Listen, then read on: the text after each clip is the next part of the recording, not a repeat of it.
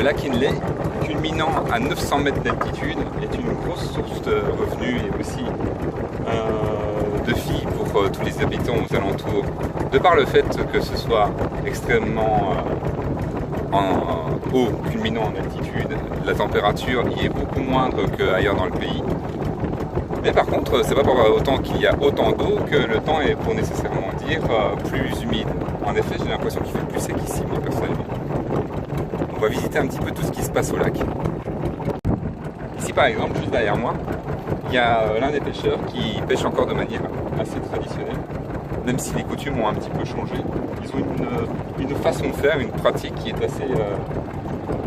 assez acrobatique pour pêcher, parce qu'en fait ils utilisent leurs deux bras et aussi une de leurs jambes pour pagayer en même temps qu'ils relèvent les filets. J'essaierai de vous montrer quelques images, c'est assez sympa à regarder. Venez. Voilà, ça c'est l'un des exemples. Ça c'était considéré comme la pêche traditionnelle. Bon, maintenant il y a de manière... là-bas.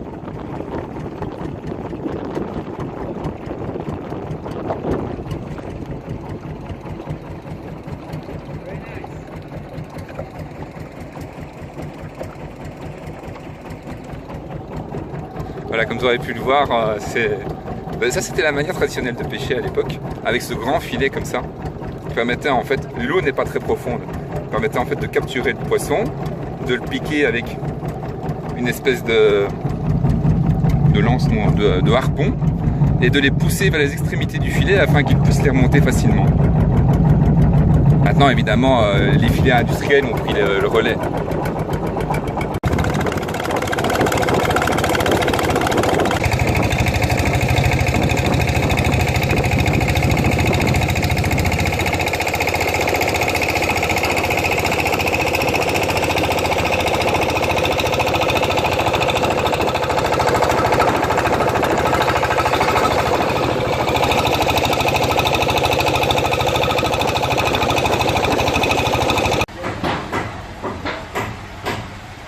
Cours de bijouterie.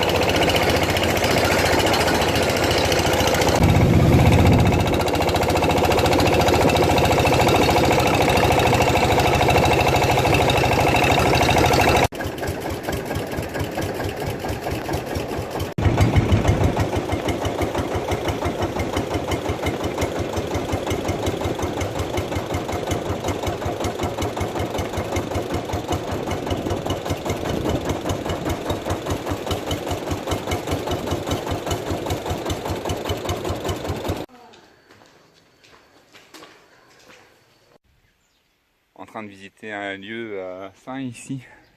Alors d'après ce qu'ils ont listé, il y aurait 1054 petites tours de ce type, un petit peu partout.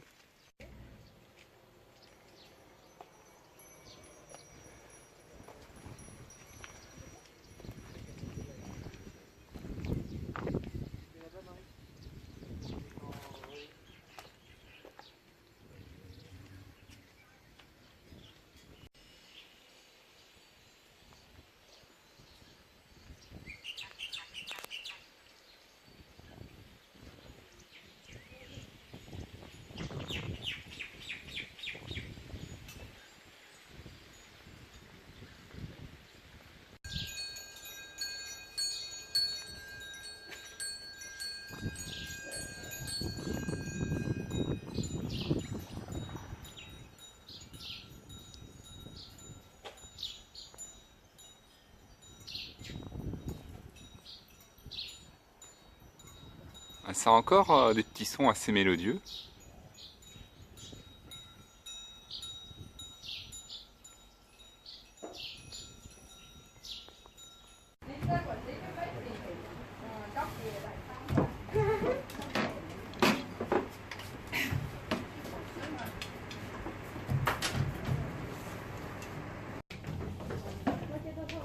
Et je peux vous assurer que ça fait son point. Hein. Rien que celui-là, je peux vous assurer que ça, c'est pas léger.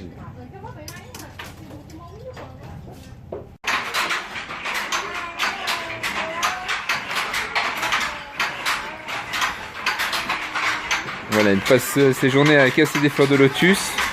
En un jour, elle fait 12 mètres. Et il lui faut un mois pour faire 1 kilo. Je me souviens bien.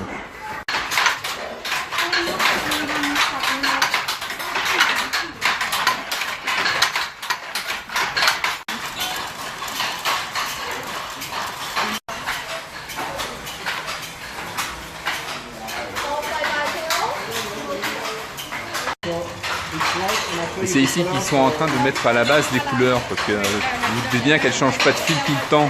C'est le même fil, il a juste été coloré dès le départ.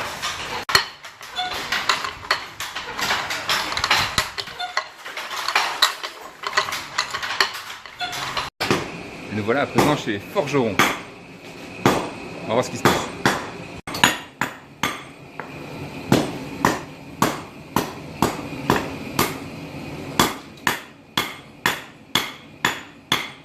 Et si vous vous demandiez où vous trouviez tous les petits souvenirs, bah en tout cas une grosse partie est faite ici, comme ça répond plus ou moins à votre question.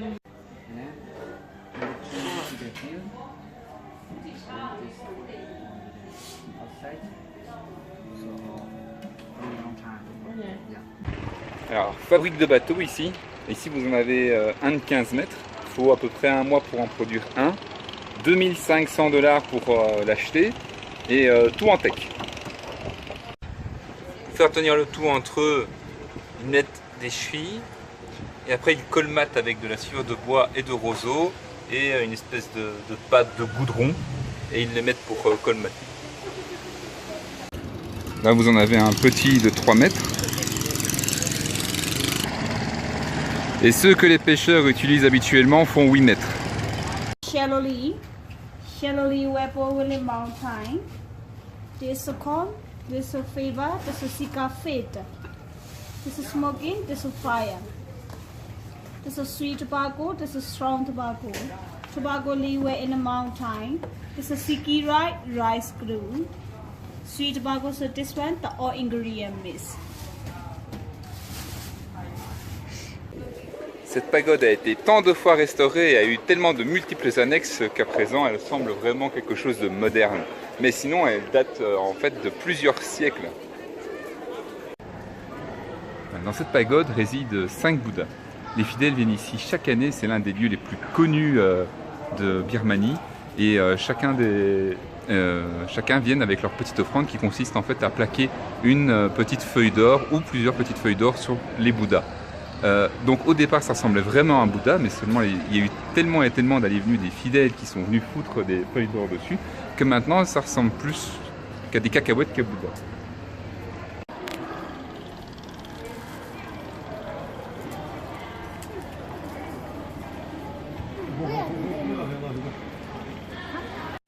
Et chaque année, 4 des 5 Bouddhas partent tous les ans, logique, en procession, et donc ils sont tirés sur leur petit char et ils font comme ça le tour des villes.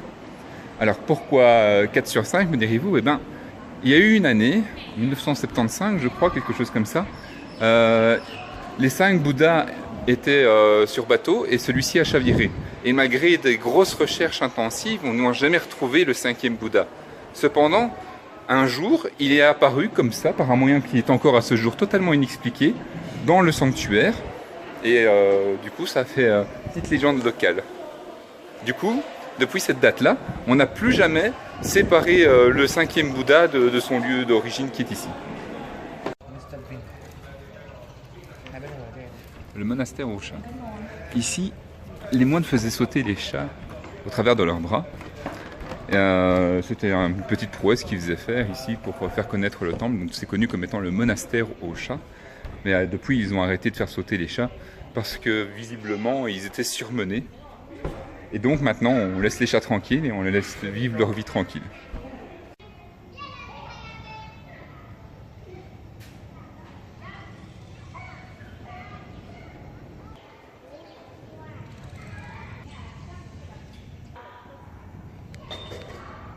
Vas-y, fais voir. Fais voir ta tête de nombridé. Oui. Et voilà le méchant, le sans âme. Donc tout ce que vous voyez là, jardin flottant. Sympa, hein? Sur le lac.